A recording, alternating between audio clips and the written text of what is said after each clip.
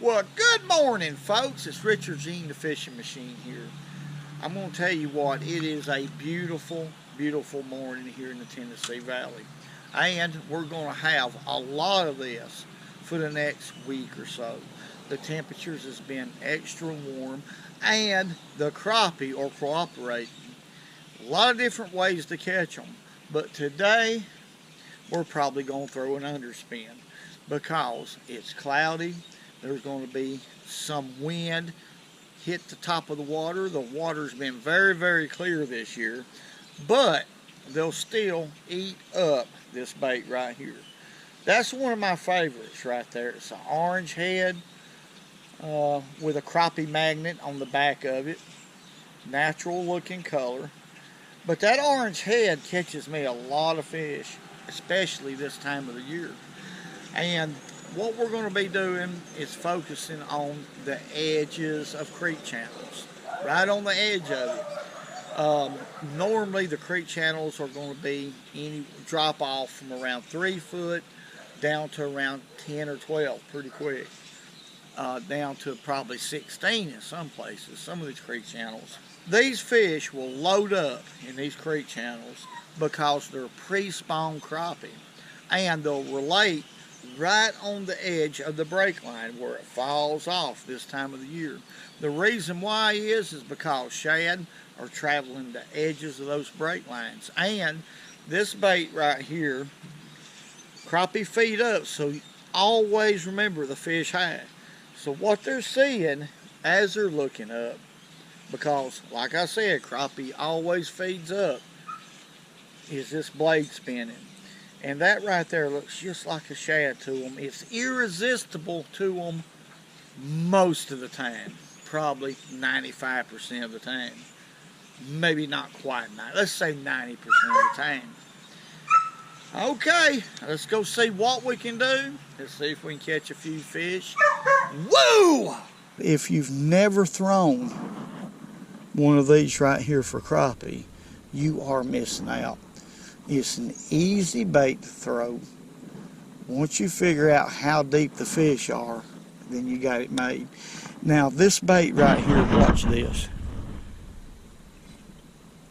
Okay, it falls about a foot a second. I'm catching these fish anywhere from 4 to 5 feet of water.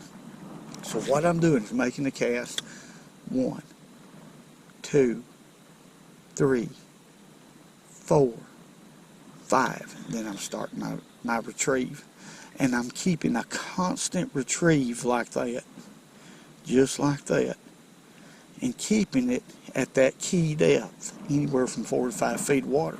That's all I'm doing. And furthermore, let's look at this blade. See how it's, can y'all see that? That's all the action you need. That's plenty of action to a crappie. And matter of fact, that is a lot of action when you're talking about crappie.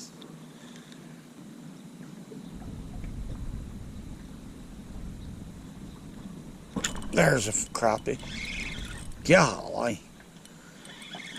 Did y'all see the slack? When he thumped that, it was just like snapping your fingers. Did y'all see the slack come in my line when he hit it? Let's lift him in here. That's a big one. That's what you get when you fish with these underspins. You get mainly just a big slab crappie like that right there, folks. Believe me, that's what you get. And every once in a while you'll catch a small one, but most of them will be big fish like that right there. Let's let him go. There he goes. Man, that was a good fish.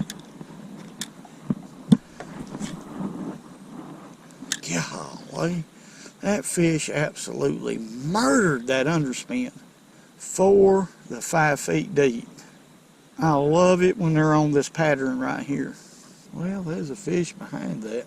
What I'm doing right here, folks, is the edge of this creek channel is right down through here. So what I'm doing is making a parallel cast right where it drops off. Okay, and then reeling it back, keeping it about 4 to 5 feet deep. That's how deep the crappie's biting there on that drop. I'm doing that so I can cover that water more efficiently and more effectively. Now, depending on the position of the sun is how I will approach fishing drops like this. Now, right now, I believe it's appropriate to go ahead and do it like I'm doing. But now, if the sun, there's a fish. If the sun is higher, this is a yellow bass. Yeah, that ain't no crappie.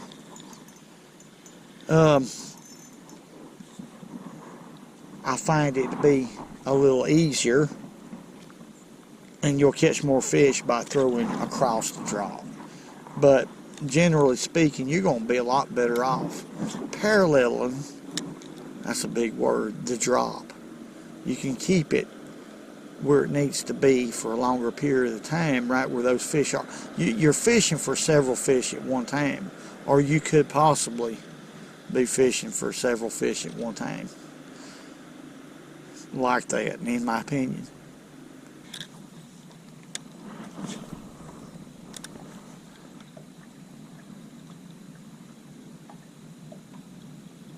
There he is.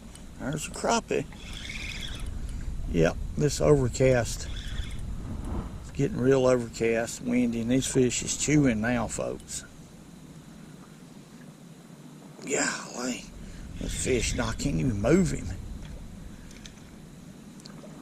It's a good one.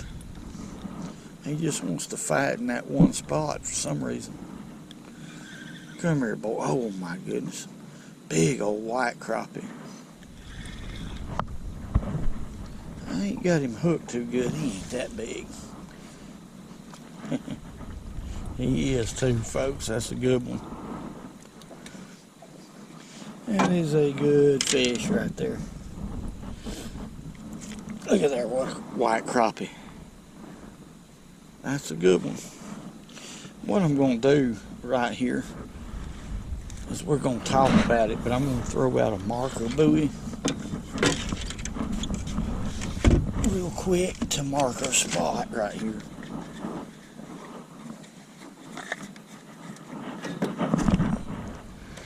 Okay, that'll mark our spot. I'll come back and pick it up. I'm going to be very honest with y'all. The last two fish that I've caught has been quality fish. And I really don't think it's because of the bigger underspin that I chose to throw. Not at all. What it is, the weather's changing. The wind's starting to blow over the top of this clear water, and it's getting more overcast. That caused and triggered those bigger fish to hit. Now, there's no doubt in my mind about that. Let's check this crappie out and we'll let him go. That is a gem dandy of a white crappie right there, folks. And you know, I use a lot of different colors when it comes to underspins, but for the last couple years, that orange head, no matter what type of underspin that you choose to use, seems to be a great color for crappie. I don't know what it is, but orange works real well for me. I'll always use other colors, but orange is definitely my favorite. Let's let him go. Just revive him a little bit. There he goes. I've caught a ton of fish off of this bait right here. I'll show it to y'all right here in a minute. It's a finesse underspin with an orange head, and it's got a crappie magnet on it. And that's it. The only difference is I'm throwing it on a light action rod, but I'm using braid and a leader about 5 feet long. We'll just go right on back up through here. See if we can't pick up a couple more.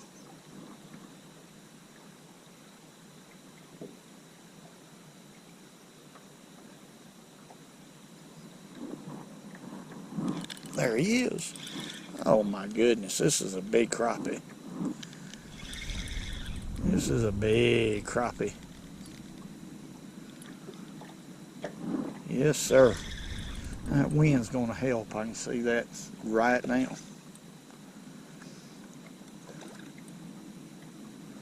He ain't no doubt. That's a good fish right there. My My, ain't that pretty in that clear water, folks? Quit. That's enough right there. You stop it. Stop it. Look at there. Well, once again, that bigger underspin made a difference right there, folks. Made a big difference. You know, folks, I've mentioned this many a times. That's a big crappie, or a good one. It's the biggest one I've caught so far. Bleached out. He come out of deep water. He ain't been up here shallow very long at all.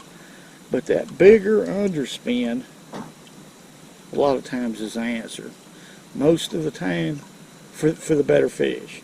But most of the time in clear water, it's not that way. You want the little bitty ones, but that fish, hey man, hey.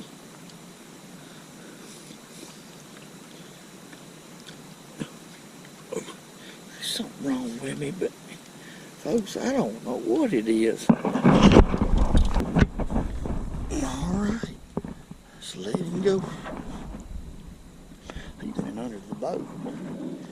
That did. Hey man, woo. Hey, let's catch another one. Woo. The old man's 82 years old, and he still picks his old nose and wipes his old nasty boogers on his pants legs. Shoo-wee! Got him in the bottom of the lip. But that's a little bitty dude. Let's let him go. About 9.5 inches long. I might have caught one a while ago like that. I'm not sure. But let's fish right in here just a little bit. See if there's another one or two. Could be. Look at there. There he is. There's another one.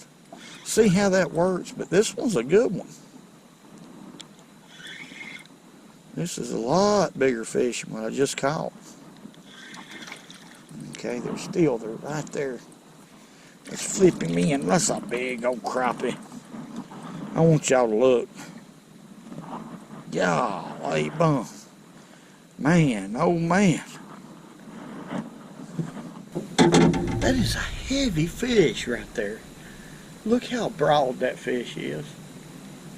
That's what I'm talking about right there. The Tennessee River has got some of the prettiest heavy built crappie I've ever seen in my life. Look at that. Beautiful, beautiful fish. Let's let him go. I just had to show y'all that one. Let's let him go. Golly. What a fish. There he goes. He ain't messing around there. That fish right there didn't. Look, this is how my Uncle Clevis used to talk. He never would move his lips much. He talked like this. That fish wasn't very long, but boy, that fish right there was heavy. Do you see how heavy he was?